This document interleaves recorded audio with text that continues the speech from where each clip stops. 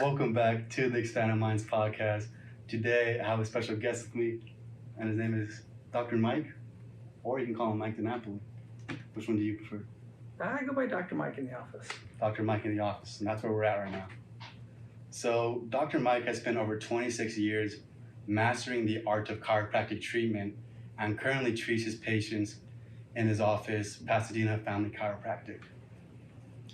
Dr. Mike has gotten his pre-medicine major from Penn State University, as well as his bachelor's in human biology, as well as his doctor of chiropractic degree from Los Angeles College of Chiropractic.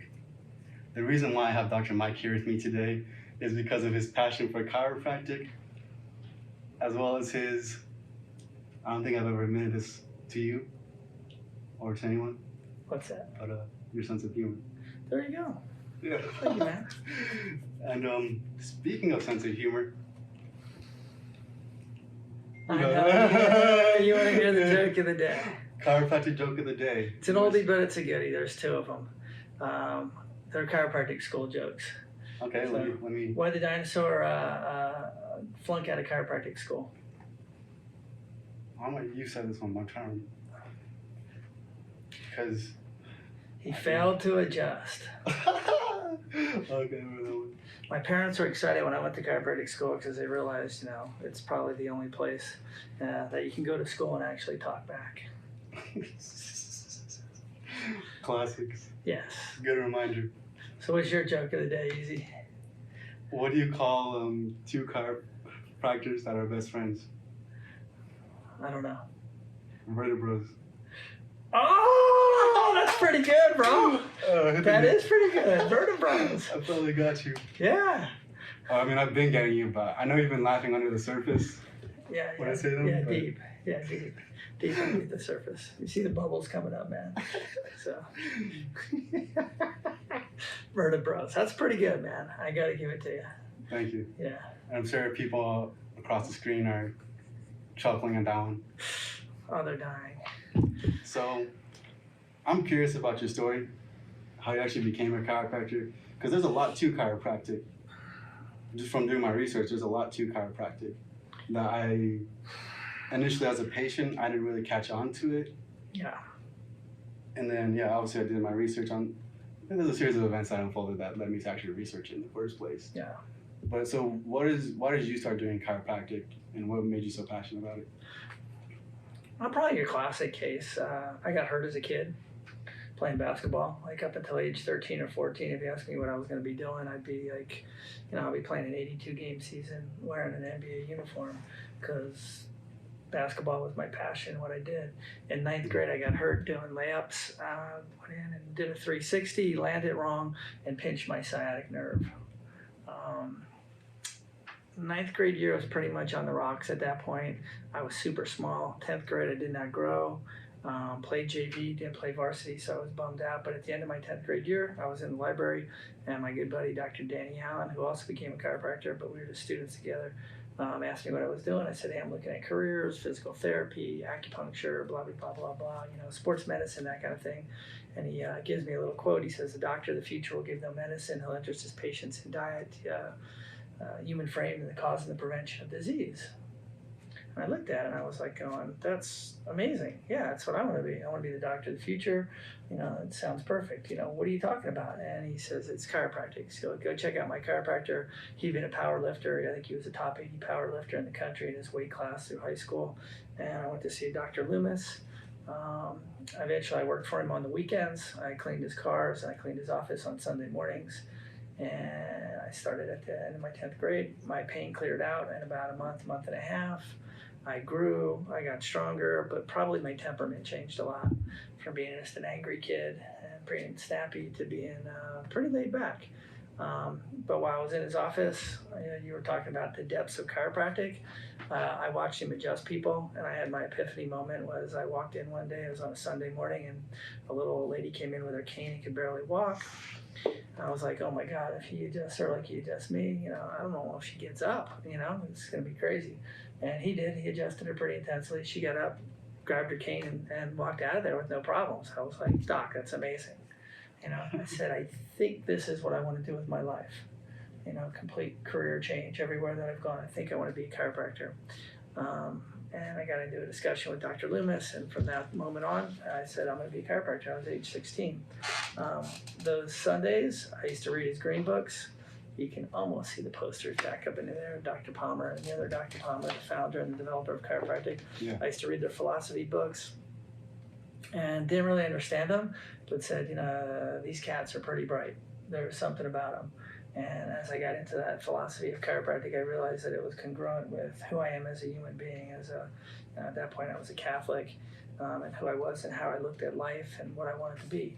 And that's how I got my chiropractic start. So at 16, I knew what I was doing. I went to Penn State, did pre-med, which basically was pre-chiropractic program. The pre-chiropractic program that I put together, my advisor was Dr. Mitchell. He was always trying to talk me into becoming a medical doctor, which was kind of funny. His parents were both medical doctors. So I just go, well, how are they doing, doc? He's like, not so good. They both ended up with Alzheimer's and dying early. So I was like, I really don't want to go that route. But the pre-chiropractic program I did at Penn State ended up becoming the backbone, pun intended, for their pre-chiropractic program that they still run today, from what I understand. So it's kind of cool. That was back into the 80s. From there, one-way ticket to Los Angeles to become a chiropractor, LA College of Chiropractic, and I've been practicing not quite 26 years. I'm at 34 years, man. I graduated over 26. Correct. Yeah, over 26. Graduated in 1989. So I started seeing patients underneath other doctors' licenses when I was 23 years old, licensed at 24. That's awesome. Yeah, so it's been a passion. It's been an amazing journey. There's times I come in here and I pinch myself, and people are just like going, you still like being in here? It's like, yeah, I love being in here. Especially when there's kids and there's stuff happening. It gets pretty fun. It gets pretty wild. I just have to pinch myself because it was the dream that I had back in there. It's what I visualized as a kid. Yeah. So. Kids and dogs. Kids, dogs, love old people as well. People in between, they're a little more difficult. They're caught up in the human race. They have too much stress in life, man. Young people are pretty exciting. Older people are amazing. And a lot of people in between are so stressed out. I feel bad for them. Yeah. You kind of touched on, D.D Palmer or D.D Palmer and B.J. Palmer. What about their philosophy stood out to you specifically? Well, it was congruent with my Christian beliefs. The power that made the body heals the body. D.D Palmer, who founded this thing, says, to study the creation, which is us, without studying the creator, which is your God.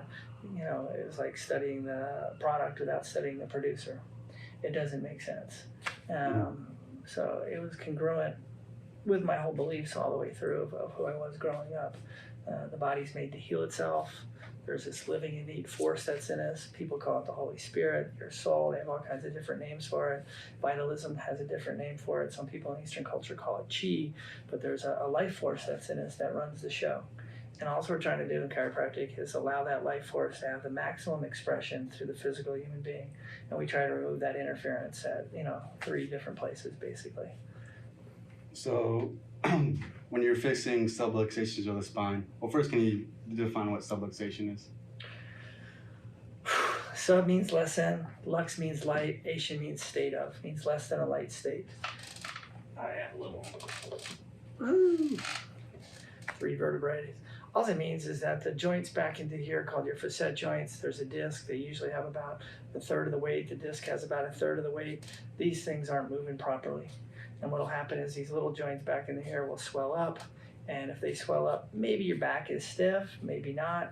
Maybe you're a little bit tight, maybe you're not. If it swells up enough and starts to irritate around the area a little bit more, it could irritate the nerve that comes out into here, create a local reaction where you don't move properly, you're really stiff and your back hurts. And if it hits this nerve, depending on where the nerve goes, it can affect wherever that nerves go. If it goes to your bladder, if it goes to your little toe, if it goes to your lower back, if it goes to your reproductive organ, wherever that nerve goes, can be affected.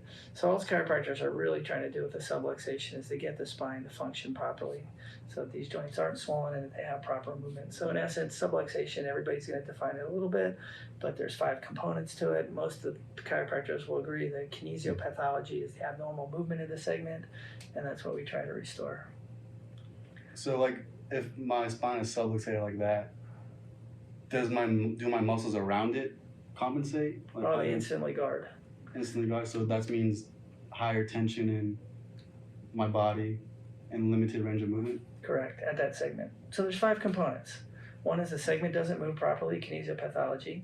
Number 2 is myopathology. The muscles around it start to become affected. Actually, some of them will atrophy very fast. It's similar to if you sprain an ankle, your calf muscle within days starts to get smaller. If you sprain your ACL and your knee, same way your quad muscles will start to thin out and atrophy and get weak within days. Same thing happens with our spine. And a lot of people are chronically subluxated. Their muscles back in the ear, they lose their tension and their strength. So there's myopathology, kinesiopathology. Histopathology means you get arthritis in the joints. That starts, depending on who you talk about, within hours of being subluxated to radiographically. They can sometimes see it in histologically underneath the microscope within 14 days. Radiographically, it takes years to see that. That's when people say I have arthritis of the spine. And then there is neuropathology. That's when the nerves get affected. And the nerves could be numbness, tingling, extreme pain radiating out from the spine or to some other area. And the 5th part of subluxation, pathophysiology. The nerves go to your internal organs and they go to other parts of your body. That's the place where people never link that, oh, my heart condition, my irregular heartbeat. They'll say, I have no idea what it is in medicine, idiopathic. That was caused by an abnormal neurological condition coming from my spine. Yes, possible. So when the spine gets subluxated, and then it causes a muscular imbalance. So like say for example, like if I'm emotionally feeling numb, could that be a reason why sometimes I feel numb, is that there's a subluxation in that area? And even if I have somewhat of an emotional reaction to something and makes me more angry in life, does that cause a subluxation? Like can emotional problems cause subluxations, or is it like you have a subluxation and then you get emotionally tense? Yes and yes. So there's 3 causes of subluxation. If you go back in the literature, they call them the 3 T's. So the one is trauma. You fall down the stairs, can you subluxate a vertebrae? You're in a car accident, the answer is obviously yes. The other one that you run into is your toxins. You don't eat well, or you're an alcoholic, or you're a drug addict, or you're on tons of medications for years and years and years. Your body becomes toxic. The muscles, the ligaments, the joint capsules, they lose their integrity. The discs don't have their nutrition. You can create chemical subluxations. And the one you're referring to is the emotional aspect. The other T, is your thoughts. And the answer is yeah, your thought process can create a subluxation without a doubt. So in metaphysics, you'll look at people who have lower back pain, especially in sports. You're going, who's more likely to hurt their back? It's that person who plays angry versus that person who plays happy. The angry person's most likely to hurt their lower back. The person who has a smile on their face and is enjoying the sports, less likely to hurt their lower back. So our thoughts always manifest in our spine. You cannot have a thought in your brain that will not manifest somewhere in your spinal cord, out those spinal nerves, and affect every cell, every tissue, and every organ of your body. The emotional part of chiropractic exists. Can a subluxation create emotion, like someone's melancholy because they're subluxated? Without a doubt. I had a local kid who was a heck of a basketball player at Pasadena High School. When he was a little kid, he was his diapers. His mom used to bring him in sometimes when he was on the other side of town, and they were living over there, and just said, my son Roman, we'll just make up a name, needs to be adjusted. He has serious attitude, and we'd adjust him, and he would be very chill and very laid back for the next 30 days and well behaved. So she called it an attitude adjustment. I saw someone the other day got their first adjustment in the office, and the same way, they went home and they said, I cried, I had emotions, I had things I've never felt before. Why? It was stored in the spine, it was released when we adjusted them, and that emotion comes out. Those are good, great releases. Okay, before also we go into stories, because I'm actually very curious of people's transformations going through it. Oh, yeah. I think when it comes to this kind of goes into the history. Yeah. I want to go into the history a little bit more. Yeah. Because I didn't really do my research before. I had a dream on this, actually. I shared with you. But I was in your office, and then I got adjusted. And then in the dream, if you look at a picture of a saint, you'll see the circle around their head. Right. And for some people, when you look at that circle around a saint's head, you might think of it in a very shallow way, where it's just a symbolic sense of holiness, in a sense. and but there's also like a feeling aspect to it where it's actually magnetic in nature. So in the dream, I had gotten adjusted, and then my halo opened up and I had more of an expanded awareness. And what was interesting was like Daniel David Palmer was a magnetic healer, and from doing my research, I didn't really see too much people talking about what magnetic healing was. Right. But I mean, further research, I looked into his mentor Paul Castor, and it was very interesting how, yeah, he believed that innate force can heal through you, and like he didn't necessarily know how to explain it, but he just knew how to intuitively just touch people, and then they get healed through that, you could say, innate intelligence that's in everybody. So I found that quite interesting. I mean, do you have any thoughts towards like when you talk about that ability to heal and the magnetism in your body? Like, do you have any thoughts towards that? Oh, without a doubt. So if you look at D.D Palmer as he did Mesmer's work, and so sometimes they actually touched the body, and sometimes he didn't always touch the body. But the whole idea was to bring energy through so that the body could work better. That was the whole idea. And he realized that working, touching some people, that they'd have big bumps on their spine, and they were more difficult to work on. And so as he looked at certain things, he goes, these people are way, way more difficult, and they don't get the results. So he realized there was something going on in the spine. But as far as your energy on touching somebody, oh, without a doubt. We all have a vibration that we vibrate out across the board. So if you've ever been out with healers and you look at like their frequency of what they heal at, some people will say 528. It's kind of like that love frequency and things like that, and harmonics. That's where you kind of want to be as a chiropractor, as a doctor. And eventually, I think over the years, you just kind of like naturally flow into that. So you'll have patients. In Spanish, it's in the Spanish community. It's interesting that they'll come in and say, I have magic hands, manos de magia or something like that in Espanol. It's pretty interesting. And that's kind of what they're talking about, that there's just there's that innate intelligence. It's your energy, flowing through you to help that other person. But all that energy is universal energy, that all is God's energy. So sometimes people ask me at the end of the day, are you just wiped out from your energy from what you're doing? And it's just like, no, not at all. Not at all. I'm not the source of that energy. I'm just a conduit. I'm just a medium through which it flows. So it's just like physically tired or energetically ever tired, very, very, very, very rare. And then people ask, well, you're taking on their bad energy, and it's just like, no, I'm not taking on their bad energy whatsoever. I'm releasing, whatever the subluxation is, their energy in their body, so that the good energy can take over. That's all I'm doing. It has nothing to do with taking on bad energy and some of these other concepts that they have in other healing arts. It has nothing to do with it chiropractically. It's not what goes down at all. So it's kind of interesting. The only time I get fatigued normally is if I'm ill, obviously. But it's amazing on a day where I don't feel good. I come in and see patients. I feel amazing. And then sometimes there's just a mental fatigue of just explaining to people what you're trying to do all the time. Because most people come in and just have the concept of pain. I either feel better, thank you chiropractic, or I don't feel better, I don't think chiropractic's working. They work on that whole pain theory. Everything's about pain, and you're trying to tell them it's about expression of life energy and things like that. What we do today may not manifest in your body for a week, 2 weeks, or even longer before you either feel better or you have an emotional release or your body heals itself chemically. So there's a lag behind what we do sometimes, and people just don't understand it. They're used to quick results. They're used to medicine. I have symptom A, I take a drug, symptom A feels better.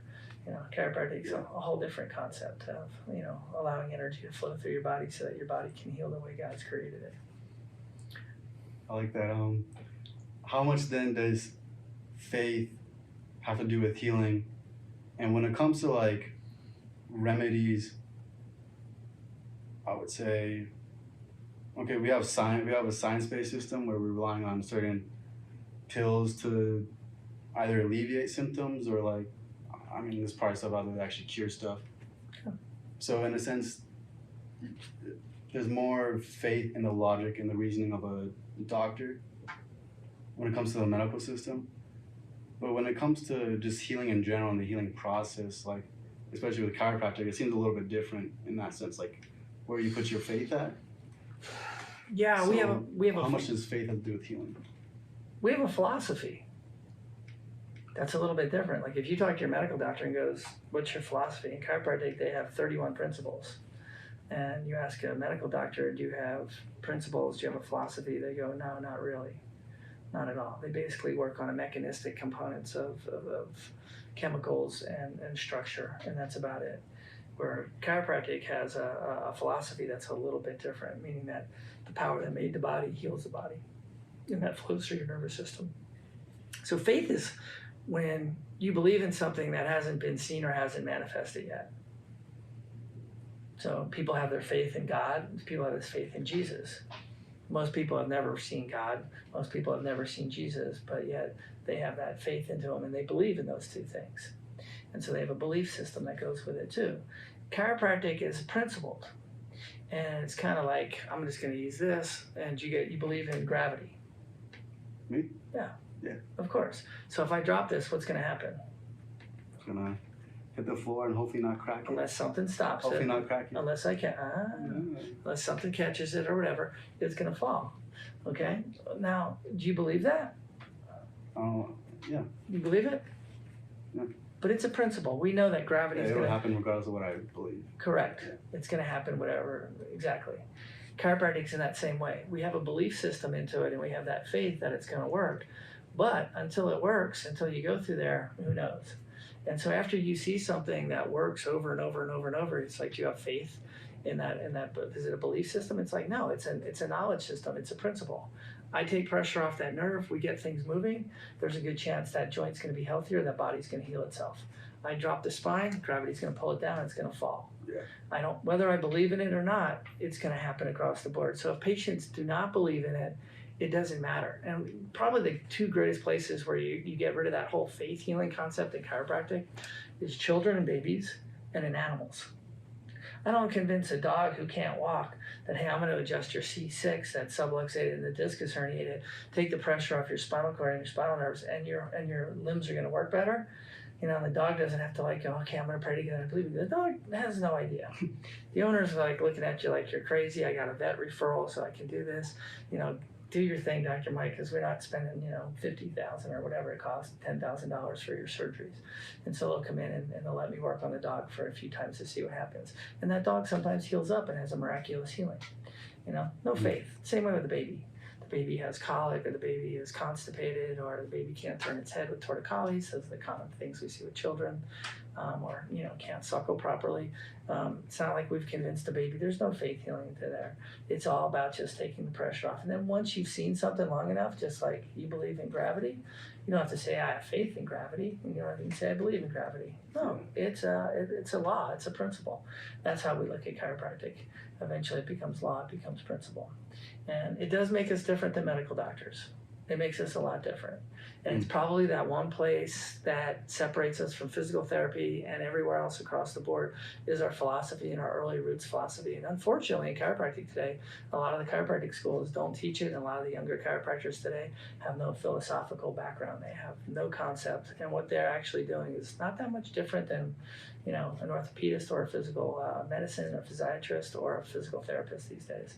And that's kind of sad. And I think when you don't have that, you're probably not going to get, quote unquote, the biblical healings and the miracles that are out there. Mm-hmm. So what's the line? Where do you guys connect though? So like there's obviously more heavy trust in the logic and reason and the production of things with the medical field and also surgery as well, those kind of things. There's more trust in that, whereas chiropractor, you're obviously relying more on the innate ability to heal, the body's innate ability to heal. So it's less external, more like internal. So where is the line of like connection? Like, do you notice when you should refer somebody to the medical field and they could take care of it? Like, do you notice when? Oh, yeah. Everybody has their place. That's the hardest thing, is like, what's a chiropractor good at? What's your physical therapist good at? What's your orthopedist? What's your orthopedic surgery? To a certain degree, orthopedic surgery, which I actually love, isn't that different than chiropractic. If you break your leg and they have to put a plate in so that they're trying to preserve the joints down into there, they'll put the plate in. They'll eventually maybe take the plate and the screws out. Everything heals up pretty nicely. Who healed it? Your innate intelligence healed it. And at that point, you go in and you go, hey, doc, my knee still hurts or my ankle still hurts. It's not moving properly. They'll take a look at what they did surgically, the bones and the structure. They go, it looks great structurally. You just need time and to keep working. And they actually bank on your body to heal itself.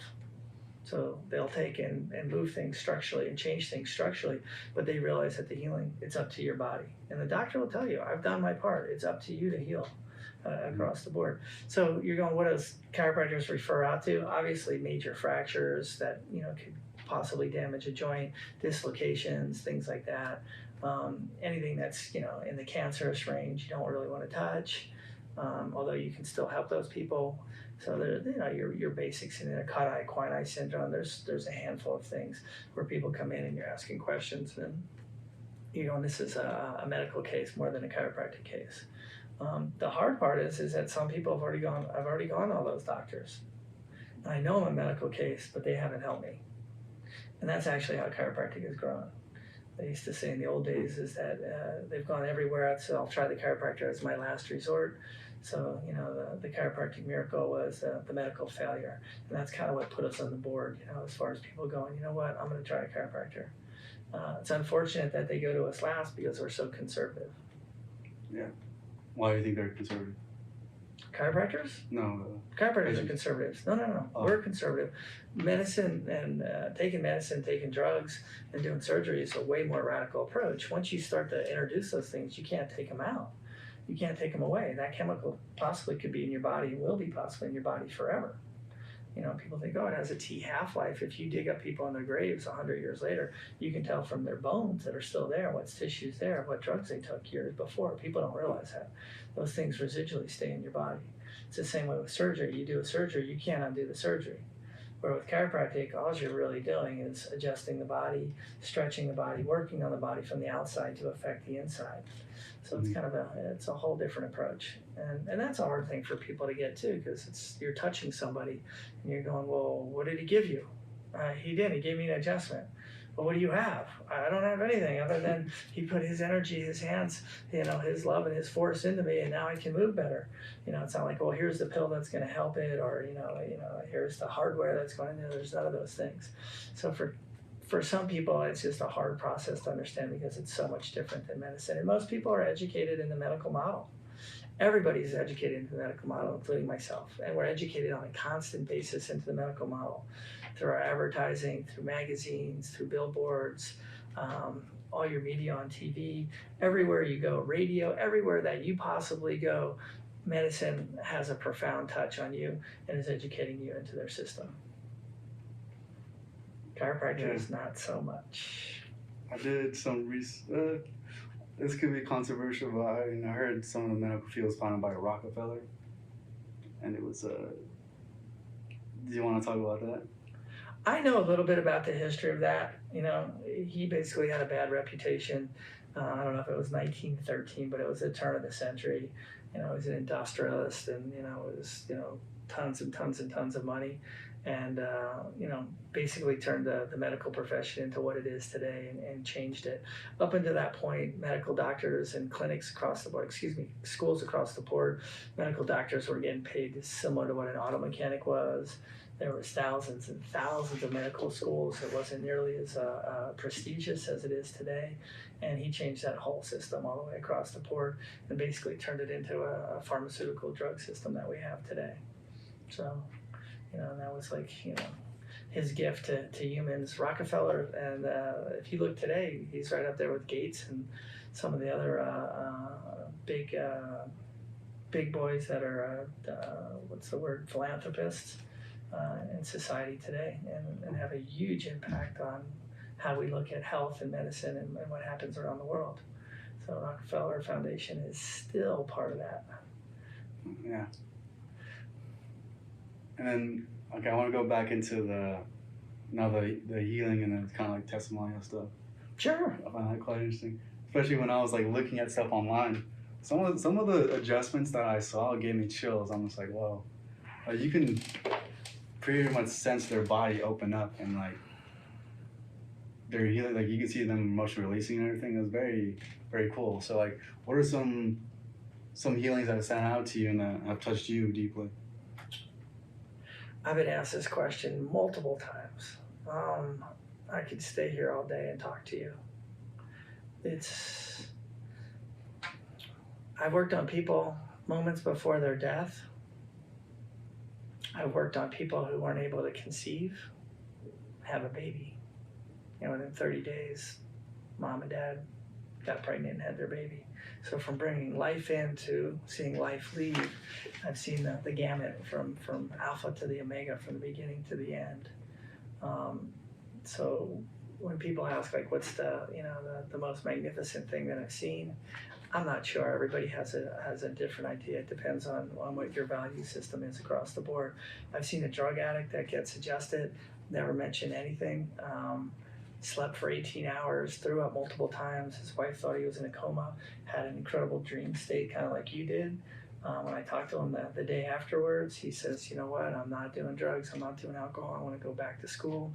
He became an engineer on the railroad and has gotten himself in incredible shape and take care of his family. He's become an incredible human being. And patients and people ask, like, what did you do with my buddy? And I go, all I did was adjust him on that given day and kept his body aligned. The rest was up to him. That was inside of him. That was just ready to be revealed. And sometimes that adjustment is the mechanism that allows, that's what opens up the door, but they walk through the door. I don't walk through the door.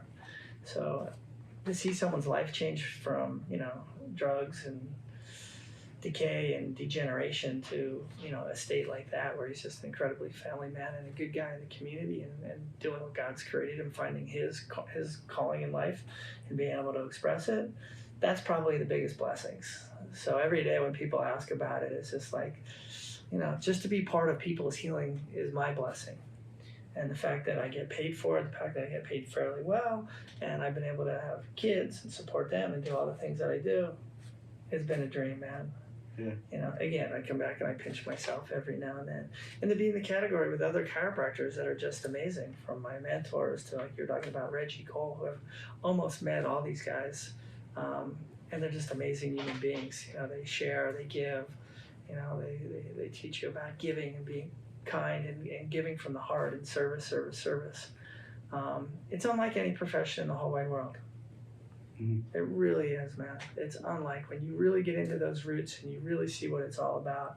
In my 30 plus years, I've never not accepted somebody because I didn't have the almighty dollar, And that's pretty neat. When you see a homeless person who comes in who's back there grabbing my quarter out of one of my cups to pay for their adjustment that day, and they do that every day that week.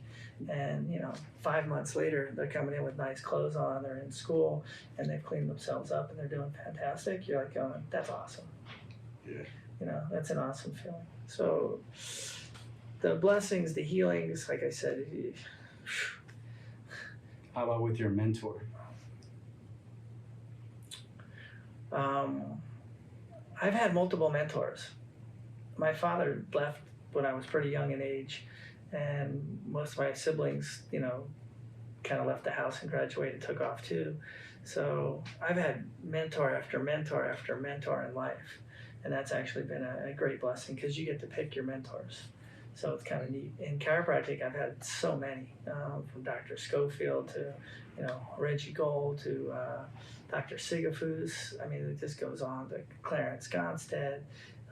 There's just so many amazing chiropractors. The lady who runs Oklahaven, Bobby Droscher, is just the kindest, sweetest lady in the whole wide world. You just get in the room with her and you feel this energy and this love for her to service children and what she does. You're just like going, ah. So there's been mentors, and I'm sure there'll be new mentors. Amazingly, sometimes I have young mentors. So some people are surprised. It's not always the oldest guy out there. Sometimes, like you were talking about, you see chiropractors that give you that spine chilling things. There's a lot of them that will do Instagrams and do adjustments on there. So sometimes you'll see the good chiropractor, Dr. Kenji. The guy's amazing.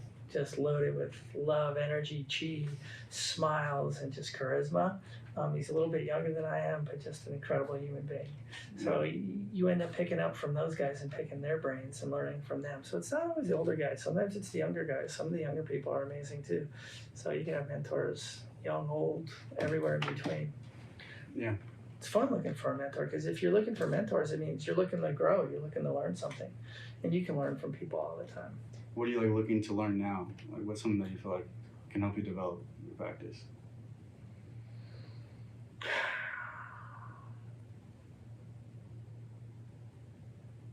I don't know. I'm at a pretty good point right now. I've learned some good techniques. I think I want to further develop my SOT learning and learn a little bit more about SOT. What's that, SOT? Sacro-occipital technique, D-Charnays with the SOT. You call them the big giant door. What do you call them? Door stoppers? The door stoppers, yeah, the door stoppers. So I probably want to go to that next level with the door stopper technique. So like when I lie down on the bed, he'll put these things right under my hips.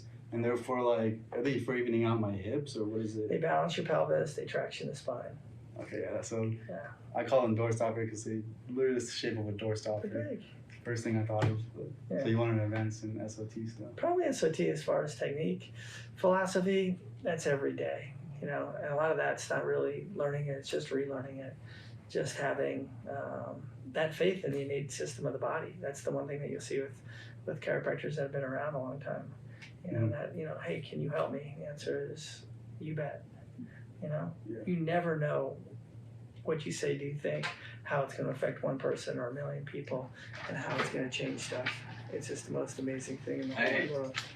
Hey, there's the postman. I got a couple pieces. Yep. Oh, where are they at? Looking good. Looking for the Easter egg. There you go. Thank you, my brother.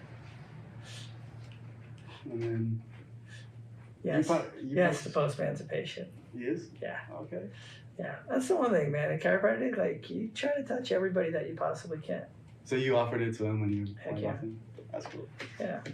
The fun part's my cleaning crew. They just don't get it. From my other office, that cleaning crew still comes in and gets adjusted.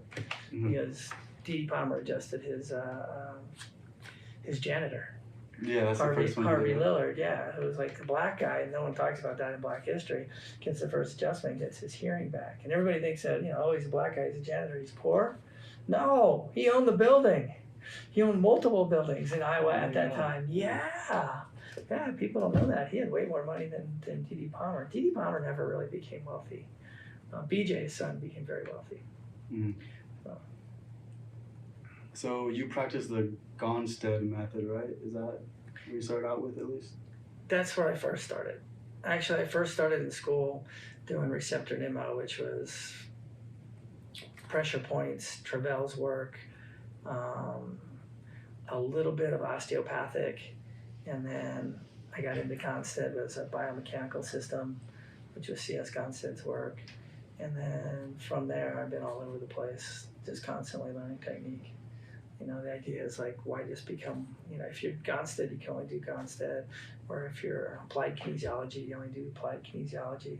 So it's like, no, I want to learn them all and figure out where their best application is, because every human being that walks in here may respond differently. And that's been fun. A lot of times where I learned a lot of that stuff is out at seminars from other chiropractors. That sounds fun. Yeah, and I'm a monkey, so, you know, growing up as the smallest kid in my family, you're always imitating everybody. You come from a big family, you know how that goes. Everybody's just like, you know, making fun and having a good time, but you become good at it. You know, whether it was a basketball move that my brother did, you know, and I'll imitate it, you know, and I'll just like, you know, look at him like, yeah, you know, I jump a little higher, I'd lay up a little higher off the glass than you, but it's the same move. And it was the same way because I was a monkey my whole life, imitating my siblings and imitating everybody to become a chiropractor. To watch somebody do a technique and imitating it was pretty easy. It was almost natural for me. So, What's the most challenging technique that you had to learn? And can you also like give a definition of what it is too? Like for people that don't know these terms. ooh. Probably the lower force techniques are probably the hardest for me. You know, like a nuka, where you're basically up on the atlas or the occiput and you're just gently moving things, and it takes minutes to actually do what you're doing, because the feel that you have in your hands is so subtle. So, and same way with craniopathy on children, it's so subtle that you're feeling and you're going, I don't know if I actually got the change. This was actually really cool. This is a little bit of both. Is a baby was born to two blind people. The mother had been blind since birth. The father somewhere in his lifetime had lost his vision. So they connected, they fell in love, and they had babies. The babies were born with no problems, their normal eyesight. But the first baby had cranial problems, and so the cranium wasn't where it was supposed to be. There was overlapping on the sutures, so they brought the baby in, and both the mother and the father could feel it. They have both pretty good, tactile sense, and so while I was working on the baby, I was expressing to them orally what I was doing, so they got to hear everything I was doing, and I was just talking through them as I was working on this baby. So when I got done on the baby, the cranium felt amazing. The sutures, the overlapping had pretty much cleared out. The fontanelles had lined You're up. moving it around, right? Like very, very, very gently, very gentle. And so when I got done and I was feeling the baby's cranium, I was like, Mom, Dad, this feels amazing. Which the two of you have the best tactile sense to go back and recheck the baby. And they said, probably the mom. So the mom came over and she felt the baby, and just to have her bring her hand over the head of her baby's hand and go, oh, I can feel it. It's smooth here. It's over here. Yeah, so that's kind of one of those stories. It's kind of an amazing story because you have somebody who actually gets to recheck your work and maybe has more of a sense than you do, especially when it's their own baby and they've been blind their whole life. Okay. So, but the lower four stuff and the craniopathy are probably the hardest for me, without a doubt, because they're just so subtle.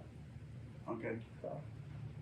And I'm curious to kind of hear like when I first came in, how was my spine like? And then over time, like how have you seen it change? You're delving into a HIPAA thing right now, talking about your own health. A what? You're going into HIPAA, the Health Insurance Portability Accountable Act, where you're not really allowed as a doctor to talk about patient stuff. So you're kind of pushing into there. Okay. So without like quote unquote your written agreement across the board, I really can't go there. Okay. Even with your oral agreement, like, yeah, I want this done and everything else like that, Okay. So I'll have to steer away from that. So someone who presented similar to you is a good question. Okay. Yeah, we looked at your frame, and we looked at the person's frame, and the shoulders didn't sit even, the head didn't sit even.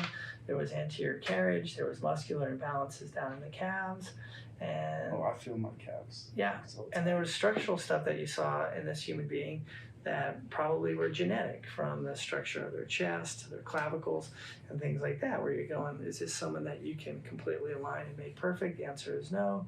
But can you help them function better in life and keep their body aligned? The answer is yes. It's almost like working on someone with crooked teeth. You have to take extra care. And unless you're an orthodontic and really going through and trying to do surgery and change stuff, you're not going to change the structure of those teeth very easily or very readily. So it's just a matter of keeping a person like your spine into its highest functional state for a long enough period of time, and there's a possibility that you'll have a structural change. Yeah.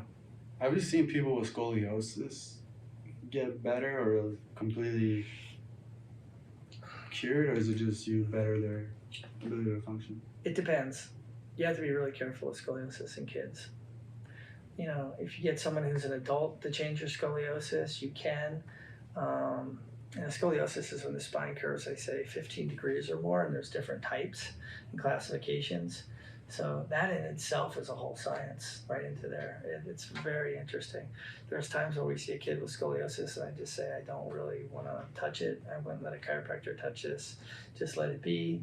There's other times where you want to say, let's try to correct it, but you have to be very careful on what you're doing, and you're hoping that the kids will do the exercises and things. There's other times where you send them out to the medical doctors and say, hey, you need to brace. This is going to get really, really, really bad. You need to brace it. And, we put a brace on, a customized brace, and the kids wear it for 23 hours of the day.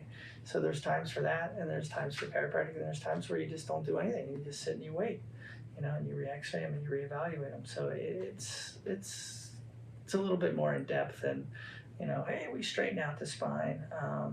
I once was on stage with Fred Barge, who's a famous chiropractor, and he put up a picture of a girl with scoliosis, and he says, young chiropractor, can you change this scoliosis? And chiropractor after chiropractor was going up and explaining to him, I'll pop this one, and we'll straighten out the spine here and there. And the answer is that without seeing a side view to see where the holes are, where the nerve's coming out, you don't know whether to work on this. Without seeing the whole picture, you can't really respond to it.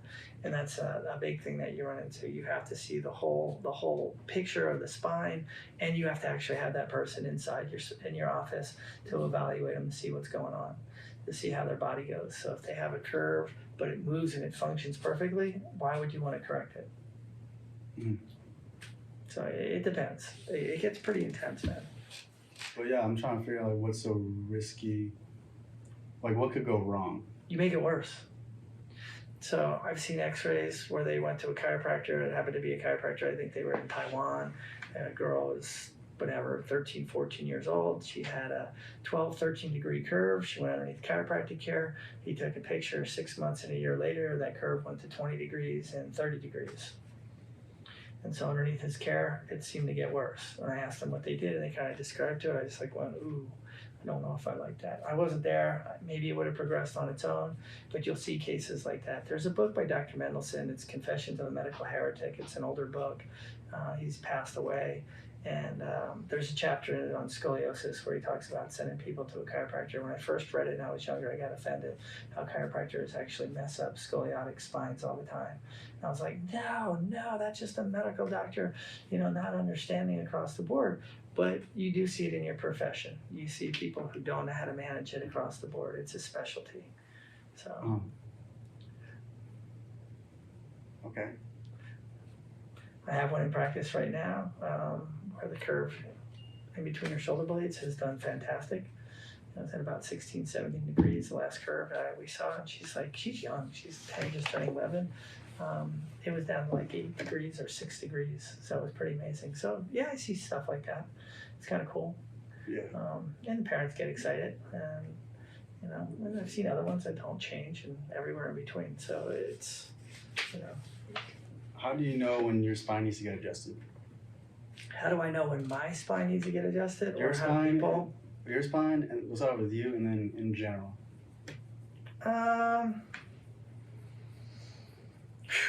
Part of it is just being in touch with your own body. And so we'll tell people, we'll assume that somebody's gone through either corrective care or some level of chiropractic, and they're feeling good and they're functioning really well, and the chiropractor's happy with their spine, and you're going, okay, when should I come in? And it's when you wake up in that morning and you're tired.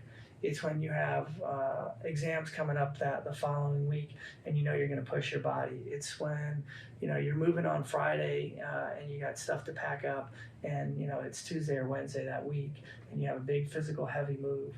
It's when you have a competition. It's when you have increased stress in your life. You just found out that your twin has this disease, and you're worried about that. So all those things where people have that extra stress on their body, that's probably a good time. Or they're going into something that's going to be stressful. That's a good time to kind of get your body checked and evaluated, so that you can go into whatever event, whether it's moving or whether it's taking your finals, or whether it's going to that funeral. You can go in at your body at its best. So those are places that we tell people. In general, I don't always know when I'm subluxated. I know I lay down on the table. I was on Friday. My classmate, Dr. Joe, came in and adjusted me while there was patients in here. They got to listen to me scream and holler and and kid around with him across the board. He's been adjusting me since we're students. I get my spine checked every week without fail. And the reason is it makes a big difference. A big difference. Mm-hmm. So a couple of years ago, I just realized I don't have a plan for me, and yet here I am telling you, hey, this is the plan for you, and yet I'm not sticking to my plan. And so at that point I said, I got to go back and stick to my plan. So I get checked every week, and I'm amazed. Sometimes he'll feel something in my spine. I'll go, hey, take your fingernail out of me, doc. And he'll go, I don't have any fingernails. I go, it feels like a fingernail in there. He goes, that's right where your spine's subluxated. And I don't feel it. It's an unconscious, it's subcortical. You have no idea what's going on until someone comes in and checks it out, and you're going, hey, I didn't know that was out. I didn't know that needed to be worked on. So I could wait till it hurts. I could wait till I have sickness or disease, but maybe I would never have a symptom that I would correlate with that subluxation. And that's what most people do. So that's where chiropractic is proactive, to keep that spine functioning, keeping that nervous system at its best, so that we don't have, major subluxation, degeneration, arthritis, and all these problems down the road. Yeah. I noticed, especially when work made me stress out, that's when the adjustments felt the best. I could feel when you did the neck thing like that. Yeah. When you have a symptom and you get adjusted, it takes the pressure and the stress out.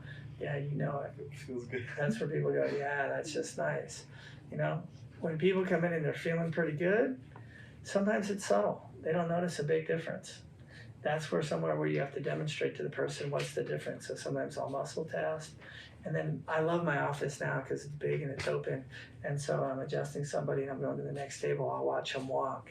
My other patients are going, checking out how they're walking. And you'll see somebody, as you guys will call it, a little swag or a little pep in their step. They walk differently all the way across the board from when they walked in. And that's where you just get a little smile. And then, you go, you walk differently when you left the other day, Joe. And they'll go, oh, I did? I didn't even notice. And then sometimes I can see them on the walkway back on the other wall coming here, and I'll poke out through the shades and take a look and see them just bouncing. I'm like going, yeah. That's a nice feeling, just to know that there's that little subtle difference in their overall physiology of how they move. So if I'm walking with my hips just swaying like that, that's a misalignment, or is that? Could be what's normal for you. Okay. You like chiropractic jokes, so I don't know if I ever told you this one, but it's kind of funny, but it's definitely dirty. So 2 chiropractors are sitting on a park bench and they're both retired, and an old man comes down and he's walking really slow and he's got this hobbling gait, and the one chiropractor looks at the other chiropractor and says, hey, chiropractors, gentlemen, bet I say it's femoral acetabular, it's his hip joint in here. And the guy goes, nah, man, I'll take that gentleman's chiropractic bet. I say it's his sacroiliac. So the other guy comes over and they grab him. They go, excuse me, sir, do you mind answering a question? We're 2 chiropractors, we're retired, and we both think, something's wrong with you. We want to settle this thing. And so the first guy goes, my buddy over here thinks it's this joint right in here, like you've hurt your hip, you have arthritis in your hip and things like that. And the other guy goes, no, I can see why you think that. He goes, but that's not what I got today. The other guy goes, ha, I told you. He goes, pain's back here on your sacroiliac, it's back on the pelvis. The old guy says, no, I can see where you think that too. 2 chiropractors look at each other, so what is it? He goes, I was walking down a little bit earlier. He goes, I thought I had a little, just a little gas that needed to come out, but a little bit more came out. And that's why I'm walking funny. That's your dirty joke for the day. It's a visual. So we watch people move all the time. And when you watch people move, if you watch somebody like the typical is a female with high heels and you watch how her pelvis swings, and sometimes you'll see they swing and one side swings more than the other and you kind of look like that's kind of funny. Or you'll see a dog or an animal the same way where the back end, one side swings more than the other, has a little bit more swing or giddy up. Actually, the side that normally has the more movement into it is the side that's locked up. That's the side that's usually subluxated, needs to be addressed chiropractic. So you can use it as a guide. And when we do an exam, I watch people walk back and forth to get an idea. Okay. I also like the feeling of lightness too. Like I think that's where kind of my dream release came from. Like when I talk about like my awareness expanding and stuff like that, or in that dream, I think that's where that came from. That feeling of lightness, because I'll meditate too, and then when I have my own release, that's how it feels like. So old chiropractors, they'd go to court.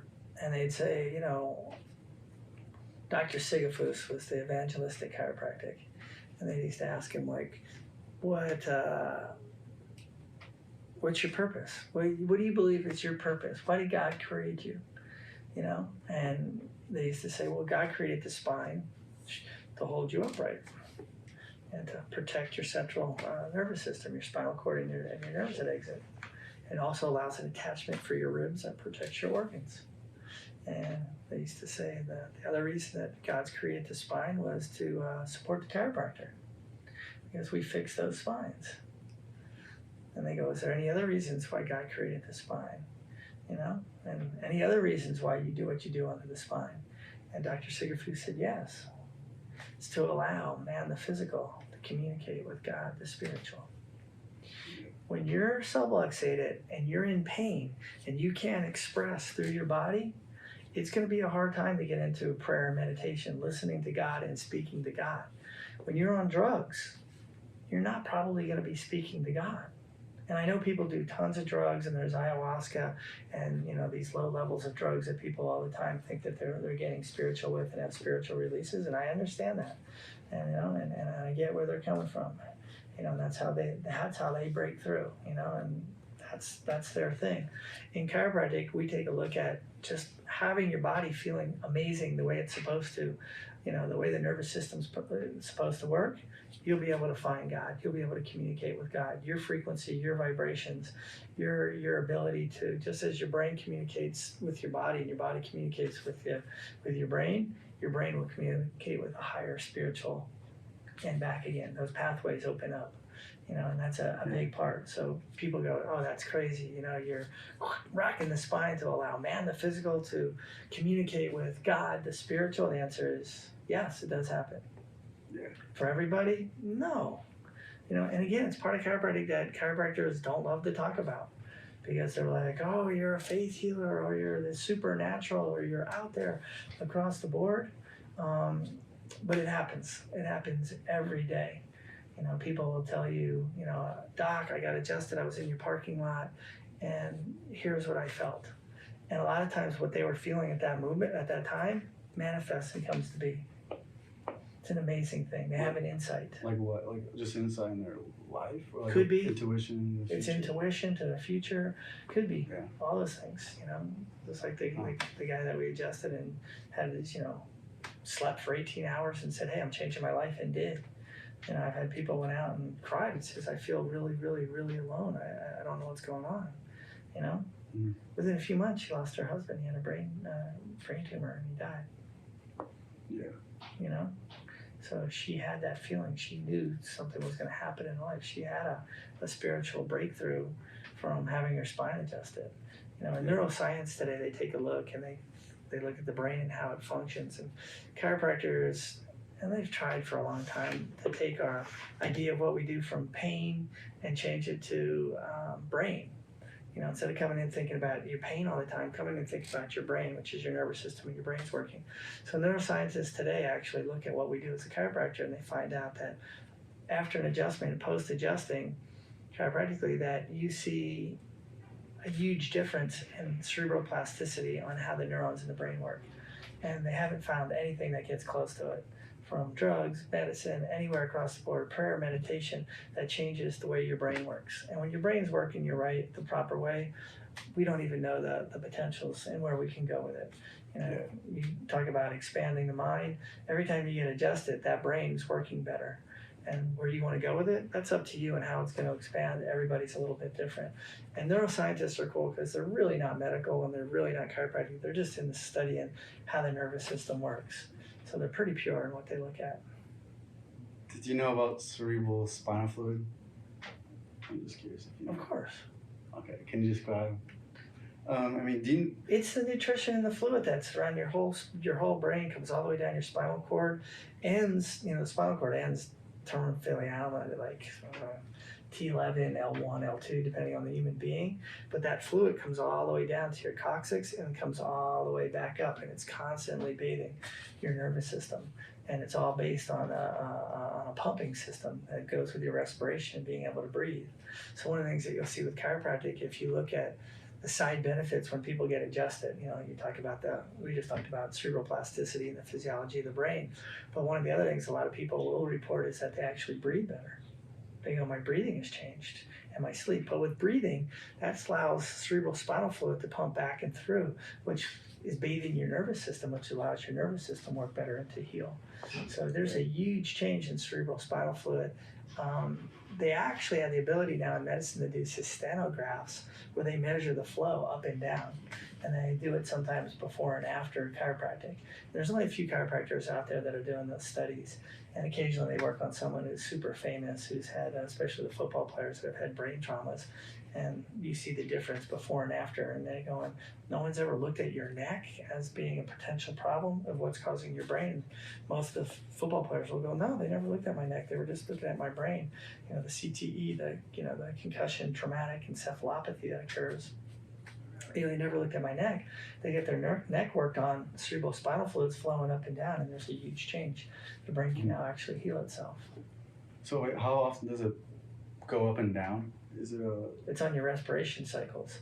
So it depends on your cycles and how much it's flowing up and down. It depends on your movements as well. A baby, not so much. So with a baby, that's why we teach people to rock your baby. That's why they love rocking. That rocking brings all the fluid up and down and up and down. But the exact amounts, how much flows and everything else, I haven't looked at in a long time, so I don't know. Yeah. Yeah, the exact. And so it nourishes. So what exactly does it do? It nourishes your brain to restore itself, or like what? Did I get that correct? It's like the blood. The blood comes to your, to your body parts, and it carries your nutrition, and it carries your oxygen. That's what the cerebral spinal fluid is to your meninges and your nervous system. Okay. It's the exact same stuff. It Helps the nerves function properly. It gives brings in nutrition. Okay. All those things for the nerves. That's exactly what it does. You've heard of the blood-brain barrier, where you can't get blood into your brain? That's what they talk about. There's that blood-brain barrier. So that whole nervous system has its own fluids and its own systems, and your brain creates it. The choroid plexus creates a cerebral spinal fluid, and it flows through, and it has to be flowing. If it's obstructed, and this is the fun part of it about chiropractic, like you asked about techniques and how we look at different things. There's chiropractors, that's their whole focus, man. It's just cerebral spinal fluid flow. You can look at chiropractic just from that standpoint of like going, hey, we just work on CSF flow, and this is what we do. Other people can go, we just look at motion. Other people can say, I like scoliosis. Other people can say, I just want to work on people who want to become more spiritual aware and be able to get into that, that next era and change their, as you say, the halo over their head, to change that aura, to allow that goodness to flow. Everybody, there's so many different things that can happen with chiropractic, and specialties within chiropractic. So when you said like when chiropractor aligned with your life, what exactly aligned with it? Like when you said it aligned with the way you thought. So then how did you think back then, and how has your thinking changed over time? Is it still the same? Still the same. Taking a drug never made sense to me. Finding the cause of your problem made sense to me. Taking a drug if you're in extreme pain or if you were going to die, life-saving drugs, I understood that. Diabetes, somebody who has uncontrolled diabetes taking insulin, I understood those things.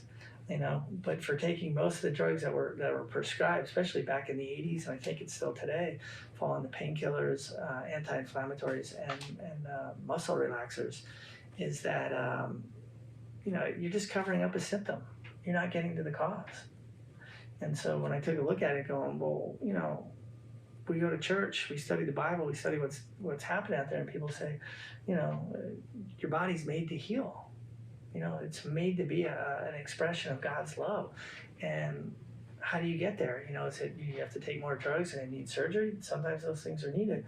But in general, the answer is no. You need to nourish it. You need to take care of it. You need to align it. You need to allow that energy to flow. You need to know what to eat. And so when you look at chiropractic and you look at its lifestyle, it made sense to me. Try to get to the cause. Try to get to the cause of what's really happening. If you have a mechanical problem, you can do all the chemical stuff in the whole wide world. And if you have a mechanical problem, and once you get that area moving and it's moving the right way, well, you also have to keep it lubricated. You have to drink water. You have to have the nutrition. And that was the other part that in the early days upset me, is that I didn't think chiropractors spent enough time addressing people's nutritional and what was happening. They were just working on their spine to get them out of pain, to have that expression. But how about the rest? How about the rest of their lifestyles? What kind of exercise? What kind of movement? What should I be doing? I have patients who are 90 years old that, are post-cancer and, things going on. They're like, I can't do that. I can't do that. I can't do that. What can I do? It's just like, can you breathe? Can I get you on the wall and do a little squats? Can I do you a little elongation stretch? Can you do this? So I'll have them do 3 or 4 things. And I said, yeah, do this 3 times a day for 5 or 10 minutes. And they go, Doc, it's amazing how much better I feel. So the congruency was that belief system that the power that made the body heals the body, that you don't really want to go to drugs, that you really don't want to go to surgery, that this body can heal itself. And, that's kind of where I took a look. I mean, I really believe that, at a certain point, and a lot of chiropractors do and still do, that, if there's one thing we could eliminate that would make just a profound, huge difference, is no drugs. I know people would get upset, people would die and things like that. That's probably true. But it's so hard to know what somebody has going on with them when they're on drugs. Is it the drugs affecting them, or what's their true physiology? We have no idea. Mm-hmm. So, the congruency was, based on the spiritualism, based on what I liked. I love to work out, I love to train. And, all those things just, it made sense. It was congruent. My spiritual life, my physical life, my chemical life, what I put into my body. When I grew up, I had acne really bad as a kid. And, I had that stuff called back knee where it was on my back. And, the medical doctors would just give me antibiotic after antibiotic. It would help for a week or 2 weeks. They'd tell me to stay out of the sun because it reacts to the antibiotics. And eventually I got to chiropractic school and I cleaned out my gut and my skin cleared up. And I was just like, wow. And basically at that point, doctors were telling me that there's no there's no science and no research saying that your diet is related to your skin. And I was like going, but when I eat clean and I do this and I'm out in the sun, my skin doesn't break out as much. No, there's no correlation. And the guy was trying to stick corticosteroids shots into me and just put me on more antibiotics. And I had a really bad reaction. Actually, I had to go into my finals, my histology final in chiropractic school, when I took an antibiotic. The last time I've taken an antibiotic up until a few years ago, I got my finger infected. And I had pulmonary pneumonia. I had bacterial pneumonia. But other than that, I haven't taken too many antibiotics. And I had a bad reaction to it. So the drugs just never made sense to me. Last resort, yes. Yeah. So. Yeah, I think you automatically gravitate, like the more aligned you are, I would say even in your spinal alignment, or like when you're more aligned with who you are deep on the inside, I think you naturally start to gravitate towards these things. Oh, like, doubt. If I'm stressed out, for example, yeah. I find that I gravitate more towards junk food because of the hit of like, I don't know, whatever chemicals get released, but it feels so good to like eat junk food when I'm stressed out because I finally get to just relax. Whereas if I'm already relaxed, I'll just eat healthy food to maintain myself. So there's a big difference when it comes to alignment. That misnomer of comfort foods when I'm not feeling good, it's just like, they're usually not good for you. Yeah, and once you change one thing in your life, it's like those wheels on the spokes on the wheel. When you change this spoke over here, these other things change. So when you are aligned and your body is working the right way and you're not subluxated and you're going, okay, what should I have to eat today? You're probably going to make a better choice. And when you're not feeling good, you're probably going to make a worse choice. So when you're stressed out and you have a headache and everywhere else, you're more likely to go for that Tylenol or that ibuprofen and take that. You're more likely to, go eat, garbage, greasy, bad foods, junk foods, your Skittles or your Snickers bar, whatever your go-to sugar junk is. And that's something that's hard to teach people. It's really hard. Years ago, I had one where I had a stressful day, went home. I was married at the time. We had kids. We were supposed to be traveling somewhere. Everything was packed up and ready to go.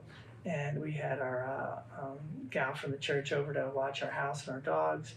And I was stressed out. And I went up into the cabinet and I got out my shaker and I got out my ice. And she's just looking and she's like, oh my God, he's gonna have some whiskey or he's gonna make a mixed drink. And I took out my liquid chlorophyll, which is loaded with magnesium. And I made a magnesium drink and sifted it out and I did like 4 shots in front of her and she was just kind of laughing. And so in that time I said, hey, what does my body need? I'm highly stressed. I'm, got to get to the airport. I have my kids, everything else. Had a tough day at work. It was a crazy day. And, and I asked myself, what do I need? What do I need in that moment? Do I need the scotch and the whiskey or do I need the chlorophyll? And I chose the chlorophyll. That's hard to overcome sometimes. Yeah. But if you stop and you ask, usually you'll make the right decision. Yeah. You go down that subluxation and there's pressure and you're feeling bad. I hear patients every day, and this isn't one thing that, they're like going, you got upset, doc. And it's like, I got upset. I had to take drugs last night, Dr. Mike. I had to take them. And I was like, did someone tie you down, force them up in your mouth, and shove them down your throat? You willingly took them. Well, I had to because it hurt so bad you don't know. And I was like, no, you didn't. I don't take those drugs. I'm hurting. I don't take those drugs. I do things naturally. I don't have to take those drugs. They know it's going to get me upset. They know it's going to kick up my blood pressure a few points. Because people have this, I have to. And it's just like, I don't even have those in my house or in my office or anywhere in my life. Which means I have to get up, go to the CVS or whatever to go get them. I'm not going to go do that. Yeah. Well, my final question is going to be, any last words, and where can people find you? I'm in Pasadena Family Chiropractic. Sometimes LA Fitness. Yeah, I work out at LA Fitness. Sometimes up at my girlfriend's place too, but I'm all over the place. Easy to find. Pasadena Family Chiropractic, Dr. Mike, chiropractor. And for people, keep an open mind. Keep an open mind. People think that chiropractic is this, it's only for car accidents, it's only for lower back pain, it's only for headaches and things like that. They have no idea the possibility of the nervous system, their brain, and the potential that they have to be a more incredible human being, to be healthier, and less likely to have sickness and disease by going to a chiropractor on a regular basis who actually adjusts and takes care of them the proper way. All right, lovely. Well, nice having you on. Thank you.